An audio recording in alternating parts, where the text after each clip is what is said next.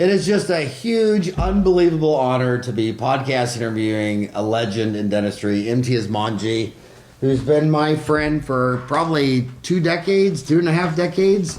When I first met you, you were a Canadian. Yes. And that was before you moved to America. Probably one of the worst decisions you ever made now, huh? You're probably wishing you were in Canada with all those normal people. Just in case you live under a rock in China, I'm going to read his bio. Imtiaz Manji is the chairman of SPEAR, providing the strategic vision and corporate leadership behind the industry's premier destination education center and digital learning platform, which he uses along with his numerous speaking engagements, published articles, and popular blog to reach thousands of dentists every year.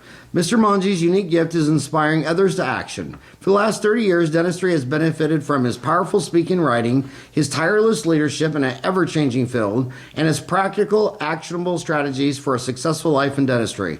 Widely considered one of the greatest assets to dentistry today, he is a visionary and a coach at heart. His unique vision and razor-sharp point of view about the dental profession has been sought out by thousands of practitioners, many of dentists' highest-profile clinicians, and executives at leading companies serving the dental market.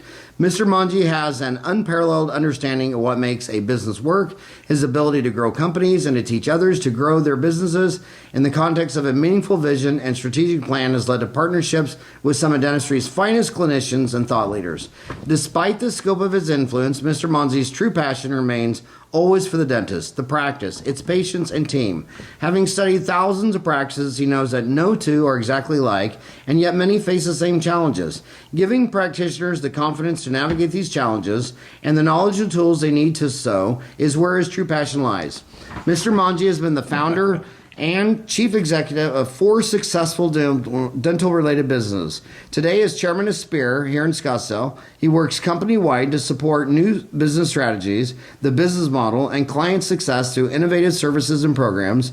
In addition, he serves as a strategic business advisor to executives and sales teams at a number of national and international dental companies. He is also a board member for Future Donics, 1-800-Dentist, lends his skills and passion to the Open Wide Foundation, whose mission is to bring quality dental care to impoverished communities around the world, and extends his personal support to a variety of charitable efforts outside dentistry. Imtiaz, I'm stunned that you drove all the way over from where the rich people live in Scottsdale down to the poor area of Phoenix and drove past all the barns and trailers and came to my house.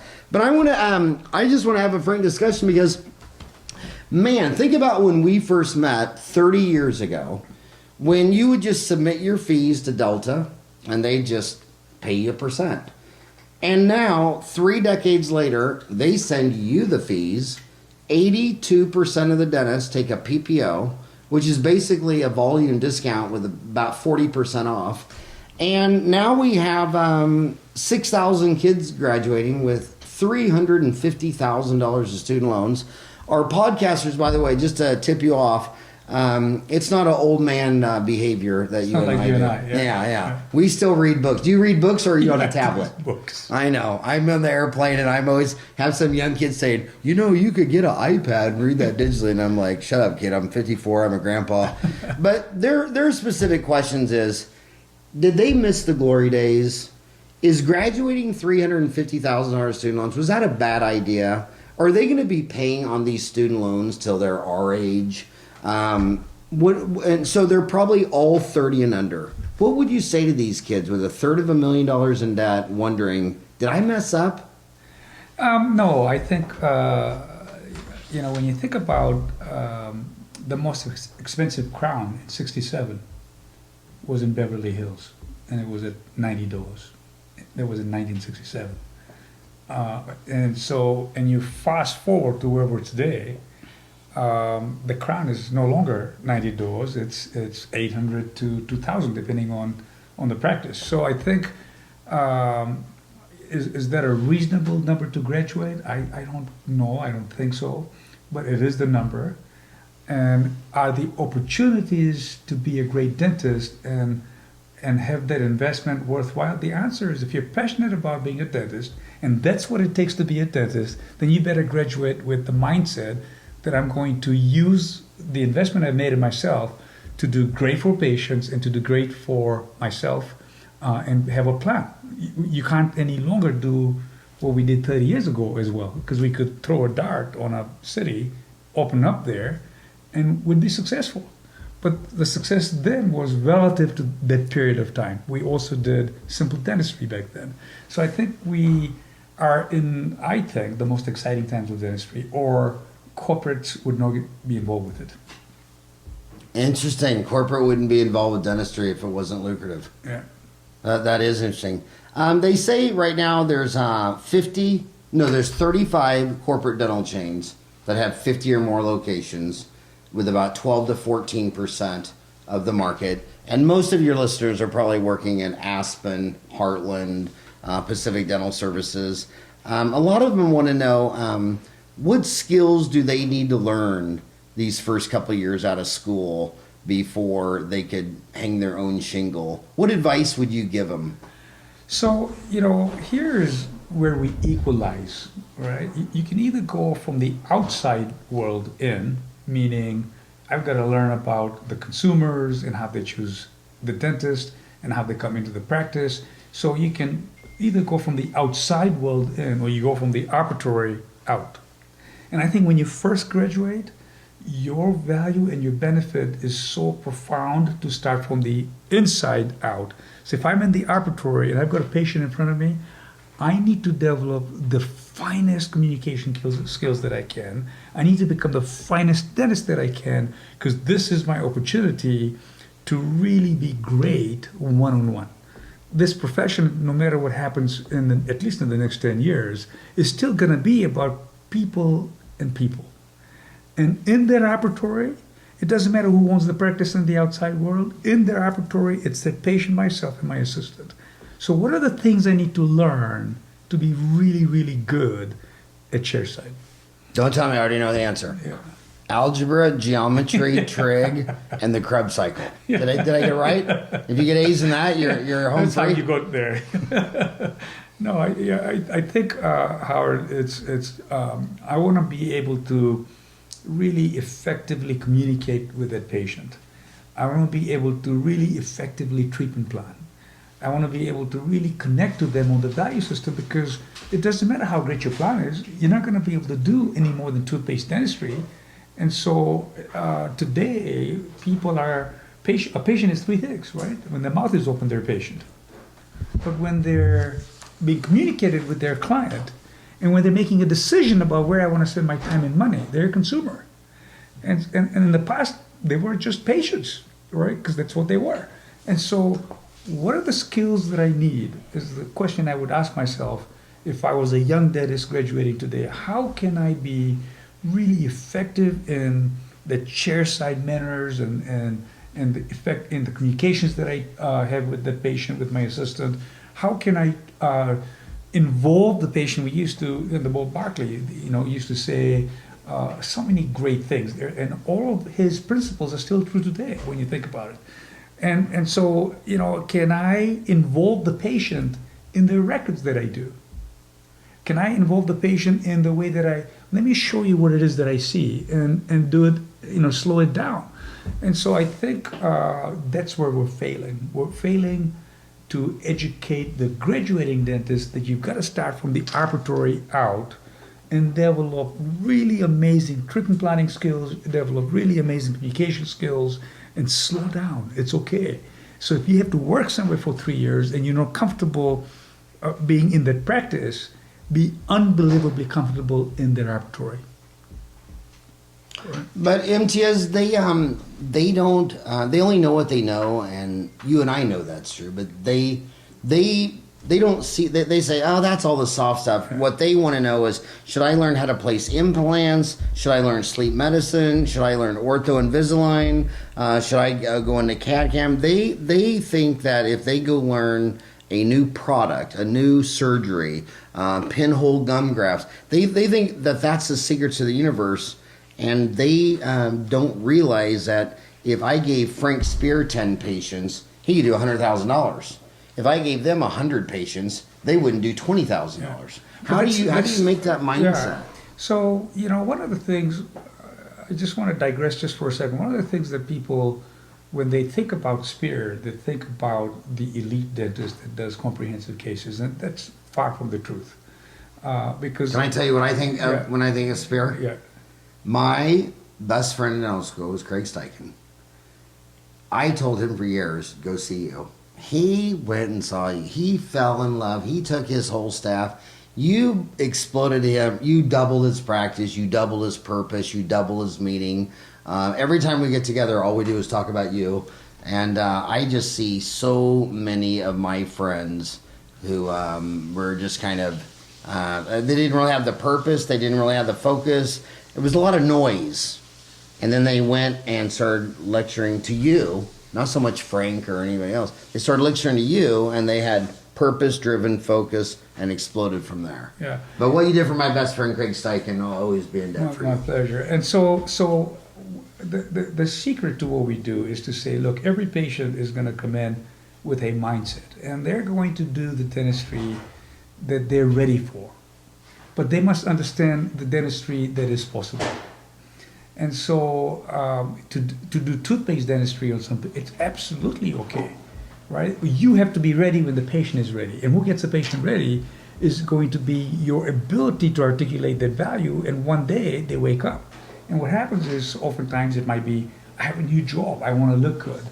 Or I'm getting married, I want to look good. Or I'm out dating, or I'm divorced now. Or getting divorced. yeah. Yeah. So I still say it's from the inside out, because all the things that you just talked about, first of all, the patient has to say to you yes to those things. Whether it's the Invisalign, whether it's CAD-CAM, whatever it happens to be, they have to be able to say yes. So before you innovate those clinical skills and try and do everything that everybody tells you to do, you got to do Invisalign, because then this will, you got to do CAD-CAM, and you got to learn how to do endo, and you got to learn how to do implants, and you got to be able to do all the dentistry because you've got all this that you've got to be able to produce. Well, yes, you've got to create that skill set, and you've got to have a plan to get to that skill set. It should be a curriculum learning process. There's so many great courses on Dental Town that they can just be subscribers there and literally listen to some of the finest people in different areas. So they need a plan. Spear has Spear Online, and we don't expect those people to sit there and all of a sudden become master treatment planners, right? You've got to have a plan to enhance your clinical skills. But if you've got 2 years, 3 years, and you say, okay, this quarter I'm going to focus on this one area. In this quarter, I'm going to focus on this one area. And they learn what their boundaries are. They learn when they need to refer. They learn what they can do themselves over time. But nothing happens unless the patient says yes.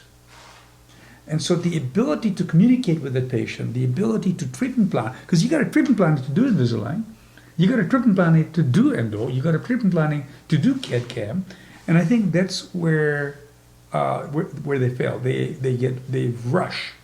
And so if I'm going to practice, say, 30 years of my life, just for the sake of this conversation. 40 years of my life. 25 to 65 Right. minimum. Yeah. They'll probably be So let's practicing say until they're 40 70. years, right? So Say let's- 45. And 50. let's make the math simple.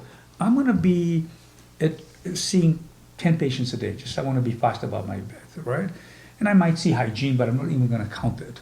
So you're at 10 patients a day, 4 days a week, maybe 5 in the beginning, but let's just say 4. It's 40 a week. What is that a month?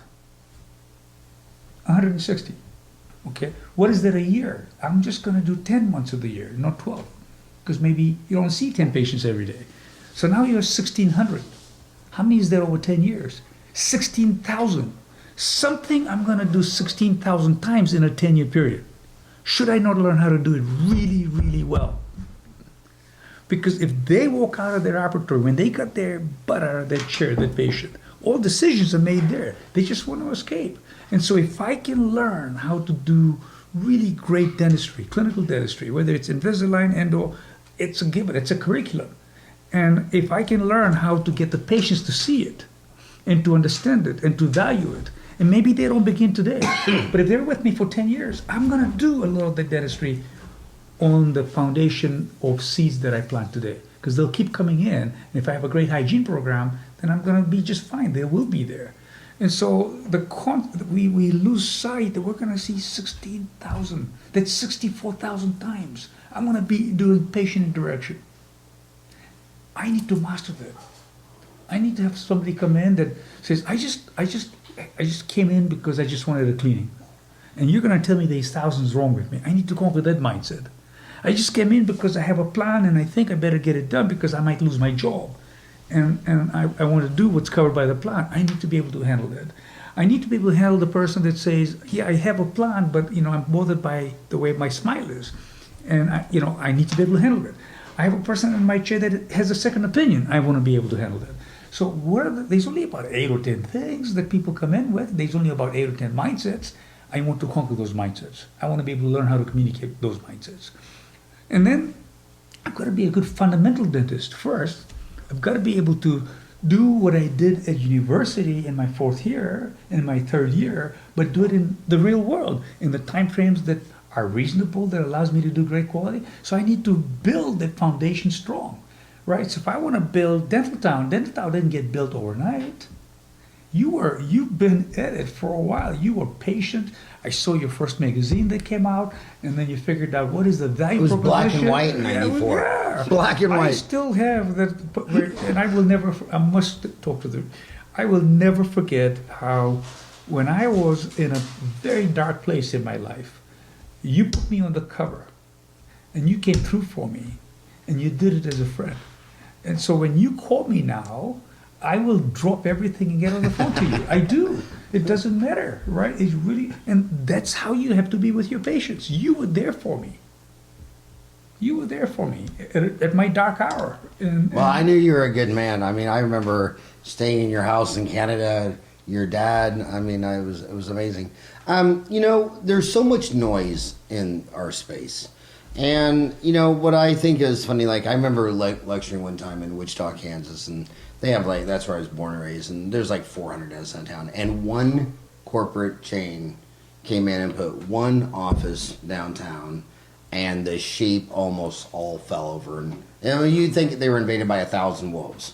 And I sat there and I told them, I said, why are you looking at corporate dentistry because you showed your math. Let me show the math that really concerns me. So the average dental office has one hygienist 4 days a week. She works Monday through Thursday, 8 to 5, 32 hours. She sees 32 hours times half a year, 25 weeks is 800 people. So she sees 800 people twice a year. The average dental office gets 25 new patients. So they would add a hygienist every 2.5 years. So at the end of 10 years, you should have 4 full-time hygienists, yet they still just have 1. And then at the end of 20 years, they have 1. 30 years, they have 1. And I'll meet dentists. I just met a lecture last week in Oakland, and I was talking to a dentist who was 70 years old, and I said, what do you need the most? And he goes, I need new patients. And I'm thinking, dude, you've been here for 45 years in Oakland in one building. So nobody keeps any customers for life. So why are they worried about Aspen and Heartland and Pacific Dental? I mean, what? So explain how there's no evidence. 211,000 licensed dentists in America, and I can't name one person who says, oh yeah, we don't take any more new patients. I mean, I opened up 20 years ago. We're completely no new patients. I've never witnessed that in 54 years. So I think it's a very simple answer. You'll be incredibly surprised at how simple the answer is. Okay. You have your cup of coffee there, right? Put it up here. Let me see it. Right. Where did you stop? Where did you stop filling it? Just about almost to the top. And why didn't you put more in it? Why didn't I put more in? Yeah. Because it overflowed. And you could see it, right? You could see it. So what happens in dental practices is that we fill to the capacity we have, and we don't have the fundamental systems in place to go past those capacities. When I go past those capacities by just a little bit, it spills over, but not a lot. And it continues to spill a little bit at a time, year after year. But I don't have the courage to say, I'm willing to invest in expanding my hygiene department by 2 days a week. And I know that maybe it will be filled 50% of the times. And I'm okay with that. I'm cool with it. So what I do in my life is I create capacity. Because that capacity excites me. Now I need to fill that capacity. When I built the center, I didn't build 10,000 square feet. It was a frightening thing, but I built the What year was that?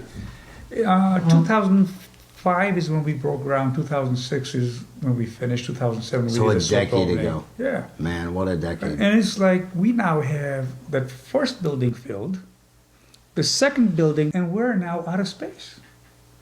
We're now out of space, right? So do we let the space restrict our growth? The answer is no. We're going to add capacity.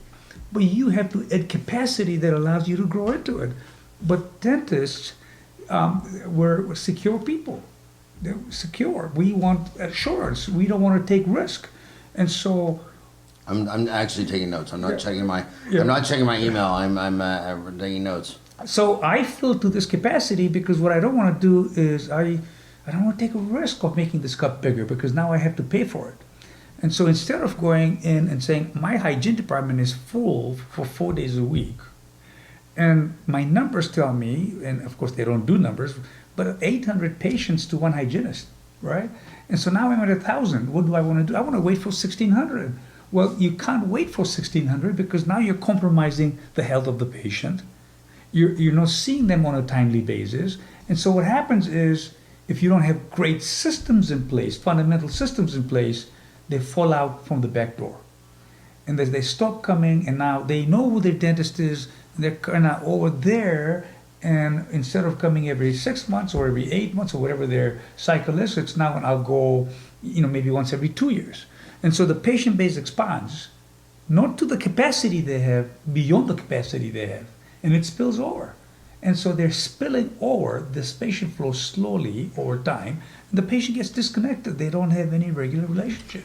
So you have to create the capacity and then fill it. That's what you did. I've been screaming for 30 years. Whenever I'm in a dental office and I'm listening to them, I always see humans, their number one expense, labor, and the doctor. They're always standing around waiting for a chair. And I just think, where is the chair on your cost? I mean, just ADA numbers, 65% overhead. So the doc costs 35. The people cost 25. Lab bill 8 to 10. Supplies 6%. Where would chairs come in? So my specific question to you is, what percent of the dentists do you think need another operatory? Probably 90%. Yeah. Probably 90%, right? And every time they say I don't have room for an operatory, I can find an operatory in 5 minutes. Yeah. It's like, well, take out your private office. So it's very simple. When you put this coffee in, where do you stop? At the end of capacity. So you're saying I need bigger coffee mugs? Yeah. That's what I'm learning. Ryan, will you get me some bigger coffee mugs? Should I That's go to where we stop. Walmart It's or a very- IKEA? That's what we do. So if you build a 4-operatory practice, you're going to fill it to that capacity. And now you have other choices. People think very narrow. That chair is available to me from 7 in the morning to 7 in the evening. But yet I'm open from 8 to 4. Right? So how about if we had 5 days a week from 7 to 7 and 8 to 4, and 3 dentists cover those hours in a clever way, and now I have the capacity to grow and get my overhead down. How about if two of us work, but we work in a way that makes those 4 chairs more like 6, maybe more like 7 through calendar planning. So facilities are not a restriction. What you do is when you fill this cup of coffee, and I hate to keep bringing it up, but you stop at its capacity. And so we've created capacities in facilities that stop based on the hours that you practice. And so if you want to, that's why I built the center with 2 buildings, or to have the capacity. And the capacity created some anxiety in us, right? We better make sure it's successful. But the capacity allowed us to grow to our competency, to our leadership capability, to our market presence capability, to our branding. So I think what dentists do is sell themselves short because they use the operatory is expensive and I want to build 4, but you have many other levers. There's calendar planning. There is so many other ways that you can really. Imtiaz, you mentioned hours, and the Federal Reserve said, we have 330 million people. About half that number has a job 8 to 5. And when they studied accessibility and availability of healthcare, they said almost 4 out of 5 workers cannot go to the doctor Monday through Friday, 8 to 5. The Fortune 500 makes all the noise, but the average American works for a company less than 25 hours and less than 25 employees. When I go to every dental office I ever see, they're open Monday through Thursday, 8 to 5. What would you say about that as a business strategy if your own Federal Reserve is saying people can't go to the doctor? Yeah, no, I think you're gonna find that when you establish your brand and you have those intimate relationships with your patients, they're gonna come when you're available. Period.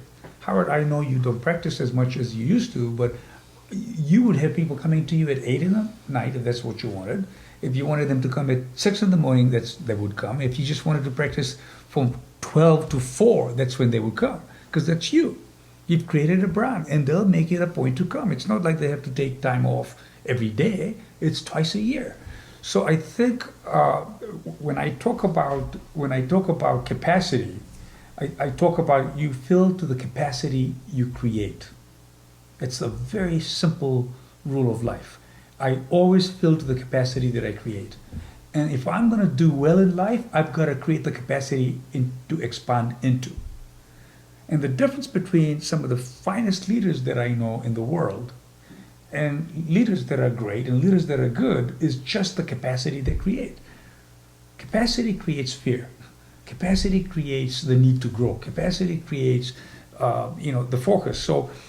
So when I say that this practice is only open 8 to 5, when you say that, and yet 75% can't go, I honestly believe that if you have a strong brand and your patient relationships are strong, they will come to you at the hours you're available. But that doesn't change what you're saying. What you're saying is there's significant capacity. There's people that really can't take time off work, but I can go to the dentist on my way to work.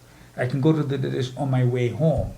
I can maybe add an hour to my day one day and leave an hour early, right? There's things that I can do. So there are prime times in practices, right? On the way to work and on the way home. Those fill easily. You know that, I know that. The middle of the day doesn't. So I have to be strategic. In the middle of the day are the people that truly will value me and want to do the care that I want to provide for them. And they'll come. I can create prime time before lunch. I can create prime time after lunch. And then the people that are really committed, I can have them come at 10, and they'll come at 10. They'll come at 9 because they value what it is that I provide. So the patient, one size doesn't fit all. You've got to really figure out how to position the patients in your schedule in a way that supports them in the right way. Now, I've seen practices that will add an evening. And the patients that used to come in the daytime will migrate to the evening because they have that available, right? And so people, when you have that relationship, they make it available. I just drove 45 minutes because you asked me to. You're in a helicopter. No, I just drove 45 minutes because you asked me to, right? And so think about that statement. Think about, people that are in relationship with the practice will go there because we're not asking them to come that often. And when they do come, we want them to come so that we can really provide the best possible care to them. And if they believe that, they'll take time out of work.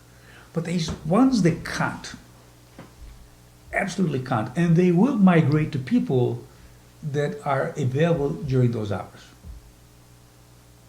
So you're talking about you filled the coffee cup to the capacity of the cup I had, and that they have the same hygienist for 40 years because they never add another hygienist.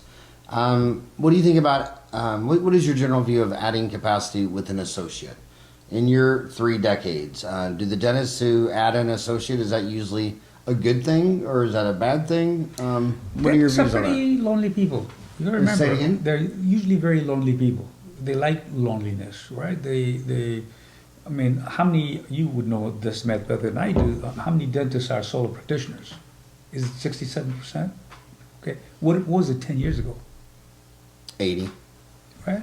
Now that's reducing. Why? Because of the ability to lower our overhead using the same facility, expanded hours. Corporate dentistry chains are coming out, and there's multiple practices. These chains that won't open up a practice with less than 12 chairs. So ratio is changing, but I think for the next 10 years that I'm going to be around, I will bet you that 50% of them will still be sold 10 years from now. Because dentists are largely lonely people. Well, They're loners. do you think that's because the only people that get in accepted to medical school, dental school, and law school are people that had straight A's in calculus, physics, and geometry? They weren't hitting the bars, the fraternities. They weren't well-rounded. Do you think it's the natural selectionist saying you can't get into our club unless you get A's in physics and chemistry? I think they start out social because you should see some of the dental schools in the parties, right? I mean, they do start out social. I mean, my nephew just graduated 2 years ago, and it very social. And then as you get established, like you're in this small little mouth, in this small little laboratory, and you're insecure because somebody's going to see your margin, and you don't want anybody seeing it. You even don't sometimes refer because you're afraid that you will be judged. And so I don't know what happens. They go from I'm a dentist to I'm a dentist. And I think it's the environment that they put themselves in, the size of the operatories, the staff, they've never learned how to do. So they sort of narrow in. And I think the greatest gift that dentists can create for themselves is to be in communities and to be motivated, which is, look what you've done. Look at some of your stats with Dental Town, right? And I kind of remember you when you first talked to me about it. See this little window, there's thousands of dentists, and so it's just, community is what they want to belong to, and what you created is a 30,000, 35,000 community.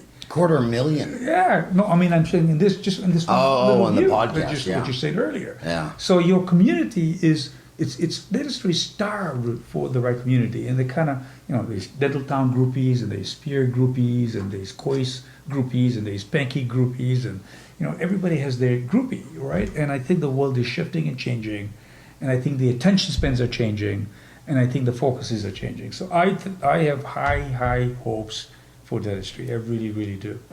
I think we're going to get smarter, we're going to get sharper, but at the end of the day, what equalizes us, what I say to the young dentists, what will equalize them is that I'm one-on-one when they're in my chair. And that's where I can influence them. You're talking about dentists start out social and they kind of become loners. For years on Dental Town, we've surveyed dentists, said, what is the number one thing that keeps you up at night? What stresses you out the most? And it's never, ever dentistry. It's always staff. If it's not staff, then it's the patient. If it's not patient, it's dealing with the insurance company. But I want you to focus on just the staff. They get on Dental Town and they say, my hygienist said this, oh my God, I wanted to say this, but it's just staff problems. It's about 1/3 of the activity on Dental Town. So my exact question to you is, how can you become a better leader? Are you born a leader? How do you lead 2 hygienists, 2 assistants, 2 front desks? How do you lead 6 people without coughing up blood clots every night? So I think it starts with, the definition of leadership, right? There's many definitions of leadership. 1,700 books have been written on it, right? And so I graduate from this community of students that we hang out with, we party with, we bail each other out, we assist each other, we compare notes, we help each other, and then we go from there to me and my operatory and my assistant, because I generally start, and I have no influence over the front desk, and I want to be nice to them because then maybe they'll favor me with the new patient that came in, and so I stay in my little, I just want to not be noticed, I don't want to create any waves, I'm just going to be thankful for what I get, and so I think we become, we narrow out, right? We narrow down. So when you think about it, right, if I want to really be successful, I have to master just some fundamentals. So from a team perspective, I come in and we do this thing called the morning meeting, and it's just like Imtiaz is coming in at 8, and Nancy's coming in at 8:45, and this person's coming. we read the day sheet like it's like I can see who's coming in, right? What should we be discussing in the 10, 15 minutes we have? And then what do? I have hallway conversations about what I want to do with the team. And then what else do? At lunch, I just won't be left alone because I've had enough of the staff. Man, my stuff wasn't there, and why did this person not come? And that person came late, and did they pay on their way out? And so I got all this stuff going on. And I haven't created a framework, and I go to courses, and I hang out on Dental Town, and I learn at Spear or wherever I go. But what about my team? Who brings them along? Who motivates them? Who drives them? So then I go into these different, and I was one of them, practice courses, and you pay your, $5,000 to be there for 3 days, and with your staff at $1,400, and everybody's rah go, and you come Monday morning, and you're excited, and by Thursday life is back to normal, right? Because what patients consume us, the schedule consumes us, because what we didn't do is create the space, right? So I believe that the dentists are not natural leaders. I think they're great people. I think they're amazing people. They really, truly care. I mean, I see dentists with their loupes and their microscopes, and they'll redo if they don't like it. The patient doesn't know. I'm not saying everybody's that way, but the majority of the dentists are great people. What they just don't have is the skills to provide what I call a platform, a framework, where they can bring their team along. So if I say to a dentist, once a week, 90 minutes, right? You have a staff meeting where you have, the first part of it will be operational excellence, how many patients come in every day, how many appoint ahead, because that's what we need to make sure that they're returning for hygiene. How are we doing there? How are we doing with our hourly? How are we doing with our case acceptance? Whatever those operational standards are, the fundamentals. And then let's just learn one thing that we're going to learn together. And if I did that, Howard, and let's say my normal lunch hour was an hour, and I said from now on we're going to make that 2 hours once a week. So I give up an hour of production, and we'll have lunch for half an hour, because I'm not going to say eat lunch and quickly come here, because that's not need. They need a break. They need to come in feeling really great. And now I have 90 minutes with the team. And if went to Dental Town, listened to one of the courses, and then said, what did we learn? What are we going to implement? So I believe, and how much time is that? If you do the math on that, by the way, in a 90-day period, that's 20 hours. In a 1 year period, there will be 80 hours approximately, give or take 4 or 5 hours. If you had a 2-hour lunch once a week. Once a week. That's because you always had lunch hour. I'm going to make lunch half an hour, bring it in, pay them some overtime if I have to for the other half hour to obey the HR laws. Now it's 1 hour. It's 1 hour a week. It's 4 hours a month. It's like 20 hours approximately in a 90-day period. That's 80 hours a year. I'm not willing to invest 80 hours a year to bring my staff along. So the system is messed up. I see that I lose production. What's the point? I have to tell somebody to do it 30, 40 times. Well, what is the greatest force in the universe? Gravity? Habit. Gravity. What is it? Gravity. Habit. Habit is gravity. We get in the car, you get here. You don't even know how you got here. What do? We listen to music, we maybe make phone calls, don't have Bluetooth, and you arrive. I arrived here listening to music, and I have no idea how I got here because it told me, turn right, turn left. I just listened to it, listened to some music. I couldn't tell you how many cars I passed.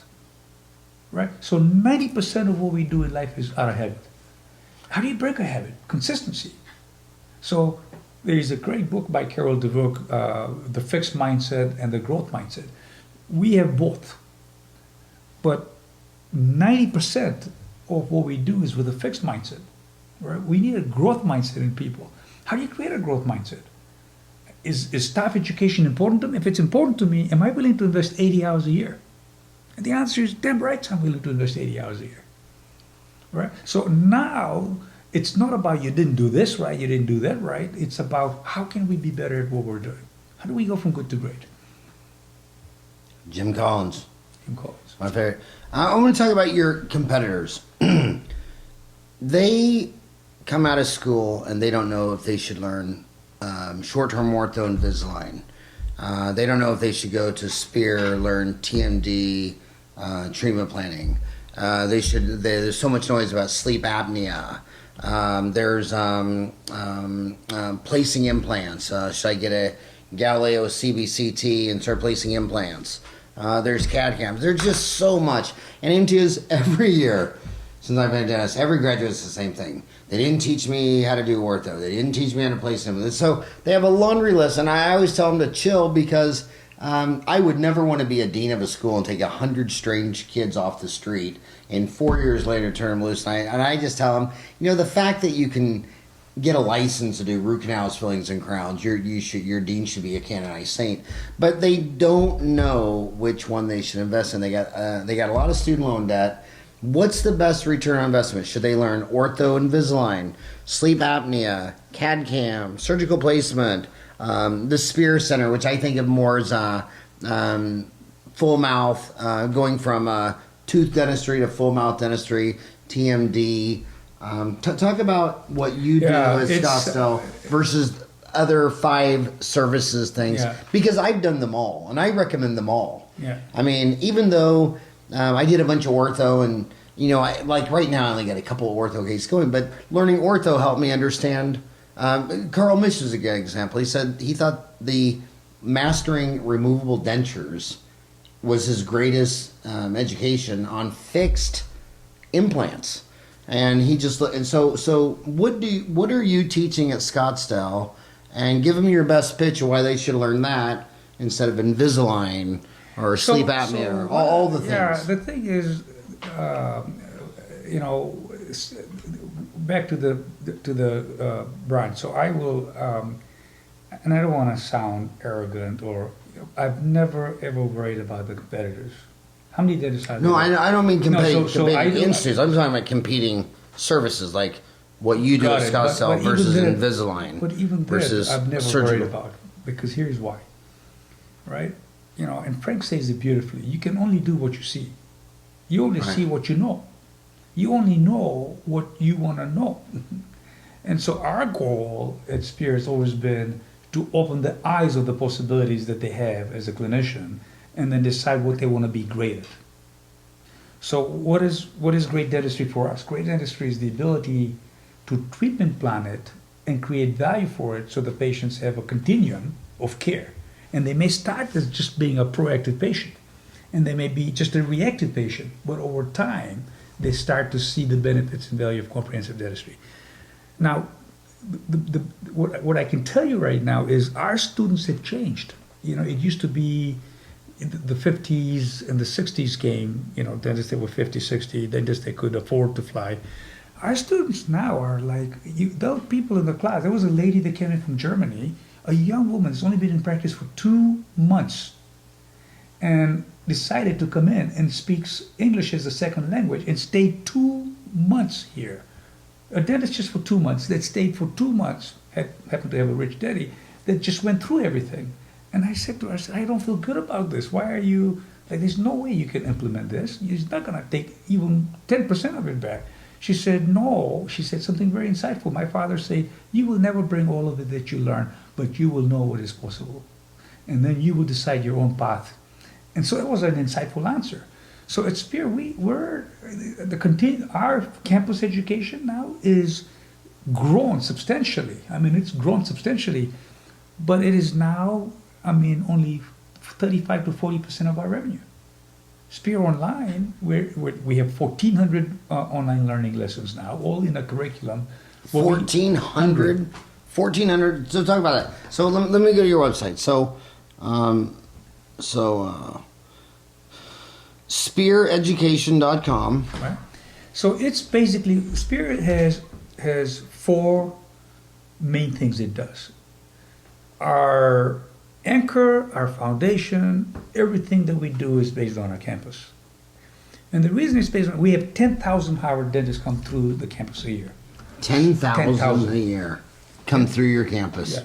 Now I don't know what the unique count is. I think it's about 6,000. So they come for a 2-day lecture, and then 25% of those people decide that, hey, I want to be better at this, so they go to our workshops. Okay. We have, I believe, 9. Yeah, where's the workshop? I'm at Spear Education. I see campus, online, study club. So that's campus. Will be all our workshops and workshops lectures. up here, seminars, workshops. Yeah. Okay. And then so that's campus. but campus then allows us, we have, I think, 10, well, there's 150, 60 employees now. By the way, I haven't been to an executive meeting in 4 years. Kaleem now runs. Your son? Yeah, CEO. He's your oldest son. He's my oldest. Kaleem's your oldest, and how old's he now? He's now 35. Is he really? Yeah. I can still remember him in his pajamas. Yes, when you came and stayed Oh with my us. God. Kaleem's 35, He and he's did married. his MBA. Yeah, he's married, and did his MBA at Duke. And he's been involved with Spear, the center, from the first day on the drawing board.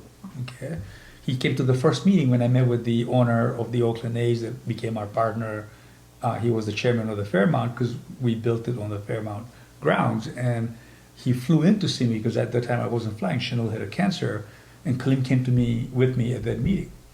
By the time campus opened, Rizwan had graduated from his first degree, began to work for us, and went then to ASC to do his MBA. And he's now the president of our practice services group. And I haven't How old is he been- now? He's 31. And where'd he go? ASU. That's where I went. That's where you went. So you say he's the smarter son then? I Because think Duke. so. Yeah. Duke I mean, and come on. yeah. Come on, So- that's not ASU. So, Are they even accredited at Duke? sorry. Yeah. I love it. Sun Devils rock. I love it. So, No, but bottom it line- is true though that if you drive by Duke real slow with your windows down, they'll throw a diploma in the back seat. I love it. So, that's the campus part, and then we have a study club platform. So I can't remember the exact numbers. Somewhere in the $3,000 in the first year, you get to go to a 2-day lecture. You get all of Spear online, and you get to do 8 meetings in an interdisciplinary setting where you can learn and grow around case types. Right. So there's a curriculum. There's 100 different cases you can pick from, and we add to that library. And you're able to take records and diagnose, and then do the diagnosis treatment plan in a guided way, discussions with content. And then we have Spear Online. Well, today, Howard, only 40% of our revenue comes from campus, 60% comes from all our other subscription products. And so you can be on Spear Online for $2,000 a year, right? And everything you learn on the campus is available, and then some. And the average dentist works about 2,000 hours, right? Yeah. 40 hours a week, 50 weeks a year would be Yeah. 2,000. So for $1 an hour, they could be on Sphere Online. Yeah. Or, And what- or for 1,000 more, they can be part of a But study Imtiaz, club. I think these kids are wondering: is the Sphere Online, your classes? Is this more TMD? Is it more fixed prost? Is it Invisalign? Is it sleep apnea? Is it No, what- it's a curriculum around Frank's, where he innovated.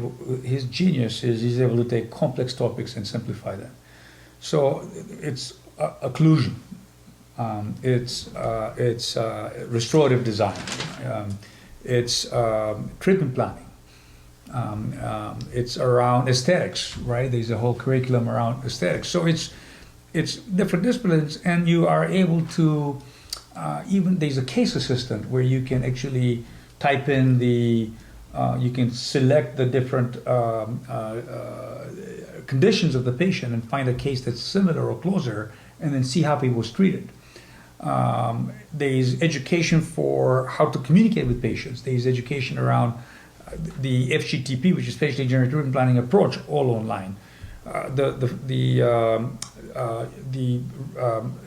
pictures, the 6 photos that you take, how to use the intraoral camera to help you with not just communicating with the patient, but diagnosing and treatment planning online. And so there's curriculums. You can do specific learning. There's curriculums for the staff, how to answer the phone, to how to talk about money, to how to deal with insurance. There's curriculum for office managers. There's curriculums for the hygienists. So it's a very robust system where you can assign. We have learning paths. So if you're trying to learn case acceptance, there's a learning path for case acceptance that we pick for you, right? So there's educational advisors that support you, and you can do that for like $175 a month. And what is the difference in? You said there were 4 areas. There were seminars, workshops, online. So no, there's what was the campus, which is seminars and workshops.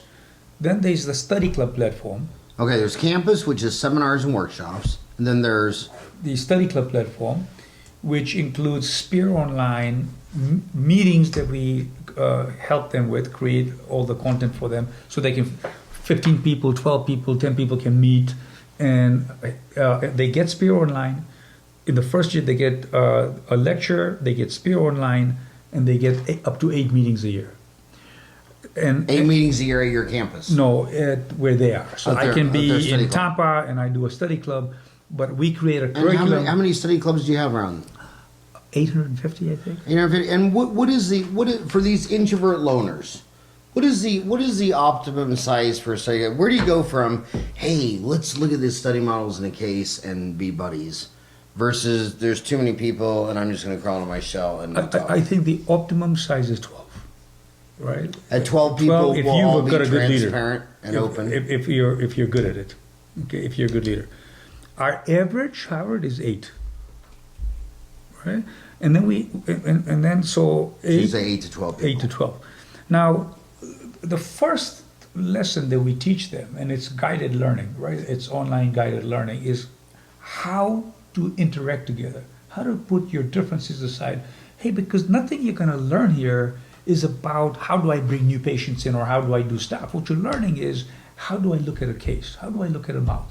How do I communicate with that patient? So we really believe that dentistry success comes one patient at a time. And it really happens in the laboratory. Now you have to have the other systems in place. You've got to know how to answer the phone. You've got to know how to talk about money, and you know that, and I know that. And you've got a great course, the MBA course that you've got. It's a fantastic thing. Inexpensive the way you're marketing it online. It's just brilliant, you know. So it's not. So that's the study club. And then if I don't want to be, if I'm a loner because I'm afraid to ask questions, I don't want to be seen, I can go Spear Online. Right, so those are the 3 areas, and we just launched our practice services group, which really we're only marketing with our own client base. In fact, we just launched it this last weekend. That's right, and some of my very esteemed friends joined teams with you. So talk about that. You just launched that, but it's only for your members. You might have a lot of members. Yeah. So what is that called? It's our practice services group. It's led by Rizwan. And it really has 3 components to it. The first one is an analytical platform, and right now it's interfaced with Eaglesoft and Dentrix, and we're adding other packages. So it will suck data. So here's why we did it first. People come and we were helping them with their vision of their practice, the model of the practice, the way that they want to practice it. And then they'd go to their practices to try and implement it. So the idea came, okay, let's do study clubs so that they can learn together, and then those that want to come to campus can come to campus. And then we said, well, what about my staff? So we created Spear Online so now the staff understands the philosophy of treatment planning that we teach, understands how to get acceptance, and I'll tell you an insight in a second. And so we, as we were doing that, they said, well, listen, we hire consultants, but when they come in, it doesn't feel right, because it doesn't feel like the way that I want to practice dentistry, because they don't get how we're learning it at the center. And so we did a lot of surveys and spent, that's been my history. And we spent the last 2 years. Now I have to tell you, this was led by Rizwan, and he only involved me in a very little way. Rizwan innovated our platform for study clubs and our online platform for Spear Online. So it was so successful that Kaleem tapped him and said, look, buddy, I need you to give this up, and we're going to create a different company here, a different division. You'll be its president, and Rizwan agreed to take the role on. And by the way, what I'm the proudest of is they're on the board and of the company, and they were professionally selected. It wasn't just because I was there. And so Rizwan spent the last 2 years with an unbelievable team, the best in class, and brought big business thinking, like McKinsey type. Is one person that was the lead consultant at McKinsey that's on our team, and put a really great team together in a dentist that's very sophisticated in software, and he had a software package that was like this, and we hired him, not his software. We said, okay, we'll buy the company, but we really want you. Which dentist was that? Mitch Ellingson. What's his name? Mitch Ellingson. And Mitch used to own a company, I think called Cloud9. I can't remember the name of his previous company. So he's on our team, and so there is like I think, and I'm not 100% sure, but I think there were 40 people on this over a 2-year period. And so this thing sits on top of the software, sucks up the relevant data, and we are able to customize health indicators. So a health indicator is patient retention, right? So if I have 85% retention, and what should it be? Should it be 95%? Should it be 97%, right? And if it is 85, when do I find out? I find out too late at the end of the month. So this platform is, we understand what the key areas are that we need to pay attention to. That are patient behavior oriented, treatment planning versus presented versus accepted versus done.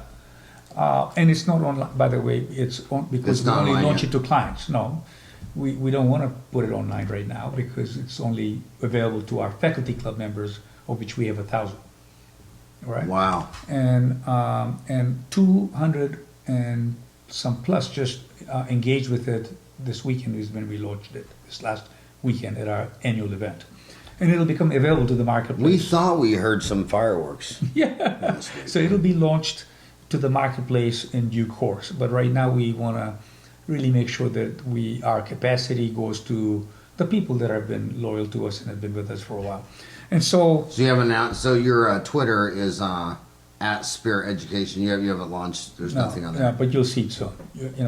We wanted to be respectful to our visiting faculty and our faculty, and so anything new we do, we first launch it there, and then once the people that want to do it there have taken up our capacity, then we expand our capacity and offer it to the Spear base, and then to the outside Spear base. So with that in mind, it's the analytical software. It pulls out the relevant data, but it then says what you should pay attention to first.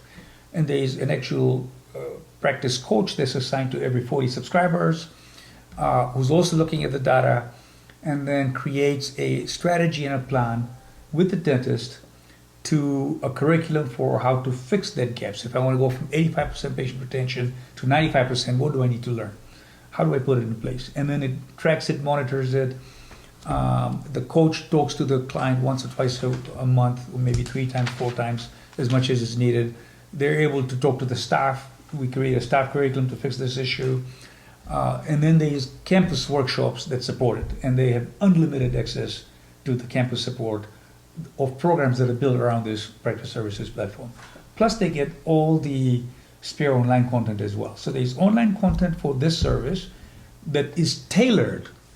They don't have to think where it is.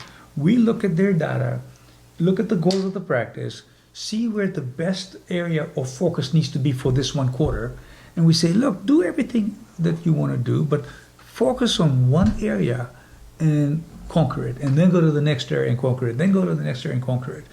And so we're able to create this customized curriculum for them and for their team, track and monitor whether they're watching it because we have all the systems built in, see if the health indicators are improving. And the health thing is very simple. If it's yellow, we need to start paying attention. If it's red, let's talk. Right? And so we've made it visually pleasing. They don't have to rifle through. And then My Day comes up. You can have it on your iPhone. You can have it anywhere. And it comes up and says, hey, so far today you saw 6 patients and only 5 of them have not appointed, only 1 appointed ahead. You got a problem. Right? You can be in the bathroom and look at it. And so, and they just take more time off oftentimes than the team do. So we build curriculums for that event of, that's what occurs. And then the third part of it is there's the analytical platform, which is customized practice by practice on their health indicators and their goals. And a plan created. There is the consulting with the curriculum for online learning that is customized to each practice with the coach supporting it, and then workshops at the center that they can come to in an unlimited way. And just, I think I would assume the number one question they're thinking right now is what type of practice is your niche? I mean, are you talking about big urban or rural? Or are you talking about 82% of dentists are PPO? They're thinking, is Imtiaz talking about some cosmetic dentist in Scottsdale? No. He's on PPOs in Parsons, Kansas. Is he on the wrong side of the tracks? No, because we see patient care as a triangle, all right? And practices are going to have, if I have 100 patients that I see, just as an example, just 100, maybe 3 or 4 will do comprehensive dentistry.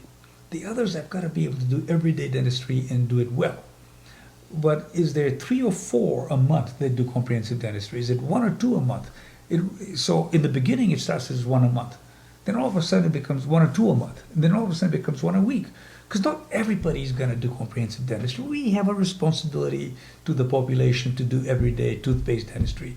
We even have a responsibility to do quarter-based dentistry. We have to also be mindful that they are thinking, what will the insurance company pay for? Our fight isn't with the insurance company. Our fight is, what we're competing with is all the other things they spend money on. And my favorite story is, I was in Las Vegas celebrating Kaleem's 30th birthday, and I'm out there and I'm waiting, and I'm with them. I got invited, and so I was lucky, and so Fred was there, and Glenn Weissel was there, so we were some old guys, and then all the young guys, and so we were at dinner, and I'm watching all these drinks, colored drinks, and I'm, of our group and another group, and I'm looking at that other group, and they look like him, like, 21, 22, 23, and I'm buying these drinks that are like, they look good, $18, $20, and so I'm looking at this as the third one, I literally saw a young kid on his third one, and he was still fine.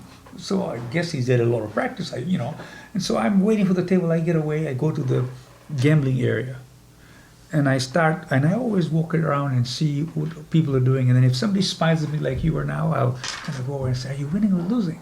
So I asked this guy, "Are you winning or losing?" He says, "Yeah, I'm kind of break even. I have a budget." So what's your budget? He said, "Oh, about $3,000." I said, "Really?" He said, "Well, where are you staying?" "Oh, at the Bellagio." I said, "Awesome. Have you seen any shows?" I'm doing the math in my head now, right? Are you with your spouse? What's a good place to go to dinner? Where have you been?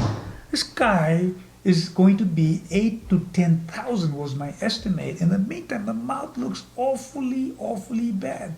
And he's saying to me, this is entertainment. And so what are we competing with? Right? So every practice has patients that are making choices about where they spend their discretionary money and their time. And so insurance disables us oftentimes, and in some cases, and in many cases, it's a very real concern. It's either put food on the table or do dentistry, and I want to put food on the table. It's a given, but you can't put that filter on every patient.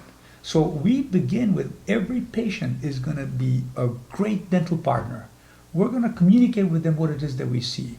We're going to let them choose where they want to go with their care. But we will give them a bar to shoot for because things change over time. And so I think that the mistake that dentists make is to assume that every patient that comes in is that type of patient. But for me to find the one that will accept that, I've got to communicate to 10 people in a way that doesn't scare them, frighten them, or think that I'm right. So our gift to dentistry, I think, Sphere's gift, is we help them identify the 8 or 10% of the patients that might do that type of care, and then give them the skills to do that type of care.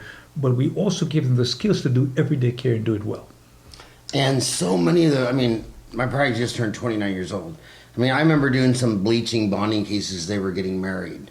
And then 15 years later doing full mouth veneers because they got divorced and they wanted to get all spruced up.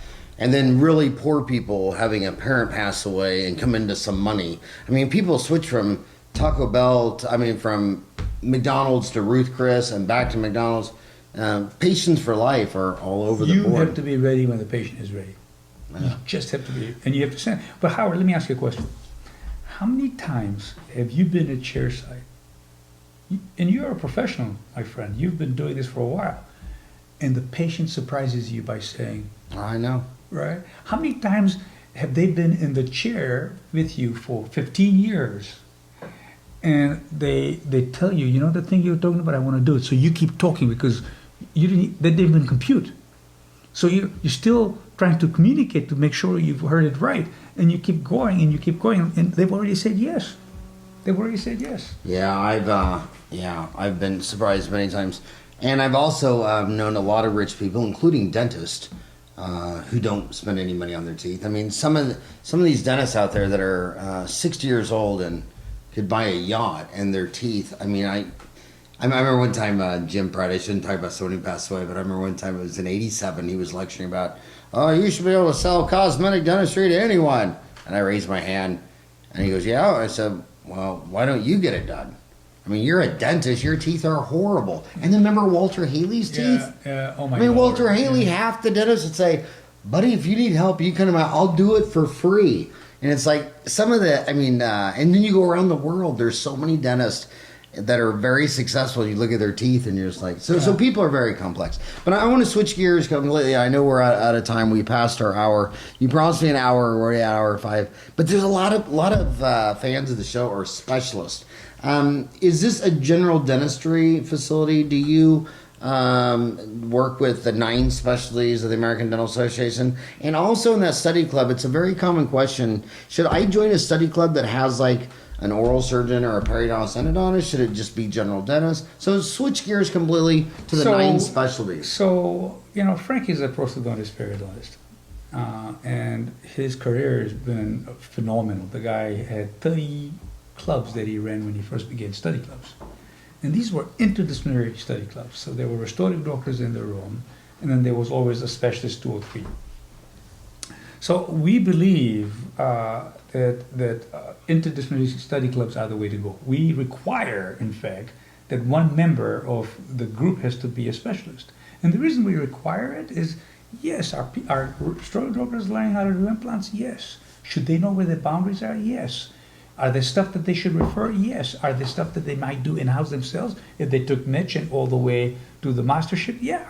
So I think that the issue today in dentistry is there isn't a lack of dentistry. I mean, look at the adoption of implants in America compared to South Korea, right? South Korea is way higher than we are. So I think the issue today is we've created these boundaries, and we think that if we send something out, we're missing something. And I think that at the end of the day, right, you should do what you're really great at, and be able to. So our study clubs are interdisciplinary in nature. There is always a specialist on it, right? Many specialists, in fact, we don't have a lecture or a workshop where there isn't specialists in them. They come to learn, not because they want to do it, because they want to understand how to help the restorative doctors and partner with them in the right way. So it isn't multidisciplinary, it's interdisciplinary. We're working together for the betterment of the patient. So do we teach how to do perio surgery? No. Do we have clinical programs for the specialists? No. But do we have programs where the specialists participate in treatment planning? Because they also need to learn how to treatment plan. Right? They have to learn how to treatment plan. The answer is yes. And the most successful specialists that I know are ones that do small group learning, and not to get the referral of implants, or not to get the endo, or not to get the ortho, but to be part of the treatment planning process so the dentist sees. In fact, I have a buddy of mine that retired, Dr. Lenny Glass out of Florida. I asked him once, I said, what is the most profitable dentistry that you do? And he smiled. It's easy. The stuff that comes back from my specialist. He says, I send the stuff out and we treatment plan it together, and it comes back and I just pop it in. I literally feel guilty sometimes because it's 10 minutes and I'll adjust to, you look around, poke around just to make sure I spend at least 10 minutes, and then I'm done. $800, $900 at the time, I'm done. And so, if that person wanted to learn how to do implants, they could, but is that the best interest of the patient? Am I going to be good enough at it, doing 28 or 30 a year, right? So what I've always respected and admired about you is you have stayed true to what you're great at. Right? You didn't just say, I'm going to do Dental Town. You say, and then teach people how to be successful. You said, if I'm going to be successful, I better go and get my MBA. And you put the time and energy into it. You didn't say, I just want to get fit. What did you say? I'm going to do a marathon. And I laughed when you told me that. I didn't think you're going to make it because you weren't in shape, my friend. And you did it. right? You absolutely did it. So you have every right to talk about health and the benefits of good eating and the benefits of, and so I think you should do what you're really great at. And I think you should choose what you're great at and become really great at it. But I just want to say that I've enjoyed taking courses over there. I remember the first time I took a course over there with Frank Spearman. It was the Treating the Worn Dentition was my intro over there. And I think the people you've attracted over there, the instructors from Samir Puri to Mark Fleming to Gary DeWood, I mean, you've always been a class act from A to Z, head to toe. You'll always be a legend in somebody's mind. You'll always be probably my top mentor. So many people don't know there's so many stories that we have, but so many times in my 30-year journey, I've come to the fork in the road, and I always know I can pick up my iPhone and tell you, and just with clarity, you say, well, you want to go left because of A, B, C, and every time you're right. But thanks for being my friend. Thanks for coming to my house. Thank you for all that you've done for dentistry. My pleasure. You're too kind.